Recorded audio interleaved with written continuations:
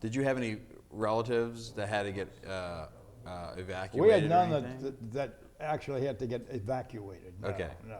The And closest evacuation I had was we had to move out of our house. Did you have to go? Oh, did you go down to the river? See, do you remember doing something like that? No, but I had seen the flood the year before, and there was a flood in '36. Right.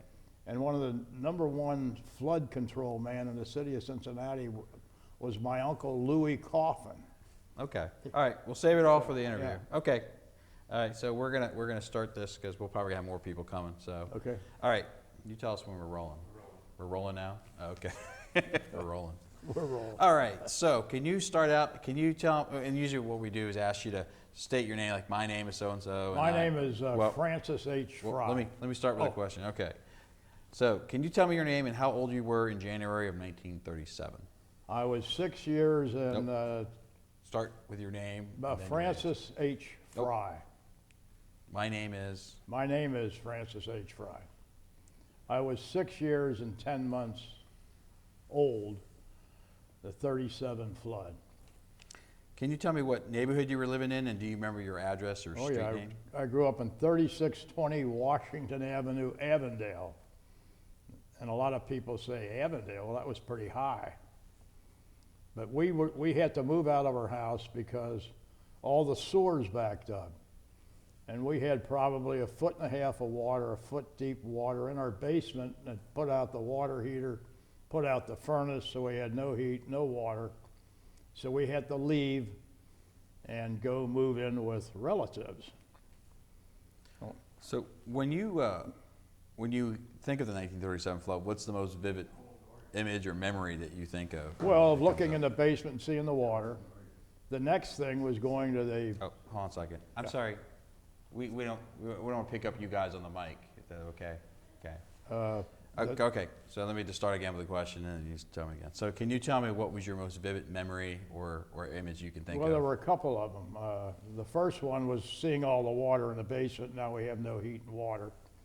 And then when we went to my aunt and uncle's house on Ridgeway Avenue, and that unbelievable Sunday, Black Sunday, if you will, the one great memory I have is my sister and I going out into the yard and gathering as much snow as we could get, putting it into a bucket, and carrying the snow then into the house and putting it over the radiator to melt it down so we could gather enough water to flush the toilets.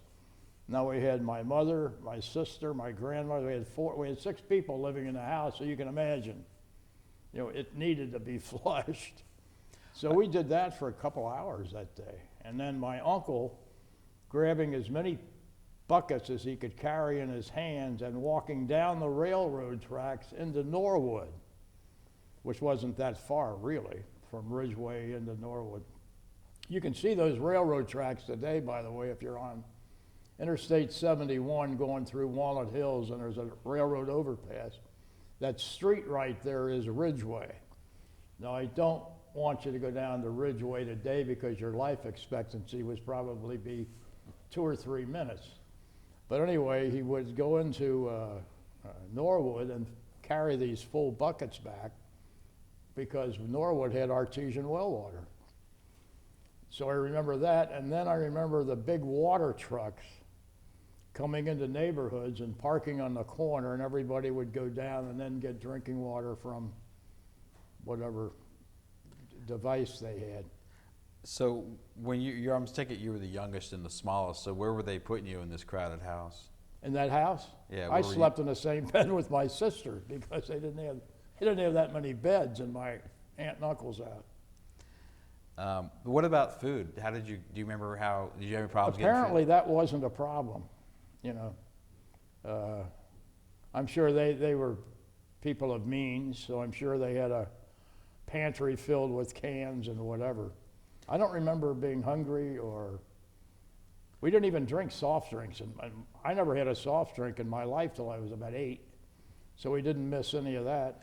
I take it you weren't allowed to go to school, so were you just No, we didn't go to, that was another great thing. And the weather wasn't really that cold. I remember a couple of neighborhood kids came over and we were climbing in somebody's apple tree. during the flood. So how long did it take before you could move back into your house? I don't think it was quite a week, but it was close to a week. But I was sort of familiar with the floods. I'll get back onto this other, I didn't actually go down that year to look at the flood, but in 1936, Lewis Coffin, who I called Aunt and Uncle, Louis and his wife, were very good friends of the family.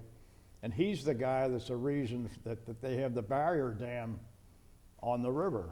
If you look up the history of the barrier dam, you'll see Lewis Coffin was the main reason for it. And he was the first salesman for United States Playing Card Company. My great-grandfather hired him in 1904. And he traveled around the world and he was just a super intelligent guy. He took me in 1936, my sister and I and my mother and Aunt Florence, and we went over to Eden Park to look at the 36 flood. That was the year before. And he was explaining how wide the river was compared to the normal width. So that was the first time I was really made aware of flooding, and that was a whole year before 37. Did you get take a trip down to see the 37 flood at any point? No, I didn't. Yeah. No, I didn't. So when you hear about the 1937 flood, what do you usually, how do you think it, as far as Cincinnati history? Well, I don't think it's half as bad as they try to make it out to be. My mother has copies of telegrams. I have them now from her sister up east. Are you safe? I mean, they were just blowing this thing up to a real disaster up east, like all of Cincinnati was underwater. And since then, I've done a lot of reading on history and that. The worst flood we ever had was the 37 flood. The 13 flood. They lost 600 people in Butler and Warren County in the 1913 flood. I don't think we've lost over 5 or 6 in Hamilton County. Well, that's about it for my questions that we have here, but do you have anything else that you wanted to say or that I didn't ask you about that you might want to tell us, a story or anything else that you can think of? Well, some of my friends who lived in other parts of this, I went away to school the year before that and the year after. So I had friends that lived in Mount Washington. They couldn't get home. I think they had to drive all the way out to God's Forsakenville to circle around to come back. And some people that lived in the East End, they told me of all the people going down and shooting rats. That was great sport. Delta Avenue has a big dip in it before it even gets to the Columbia Parkway. And that was flooded, and they were down there with their .22 seeing how many rats they could kill. And they said, those river rats were pretty big, weren't they, Tom?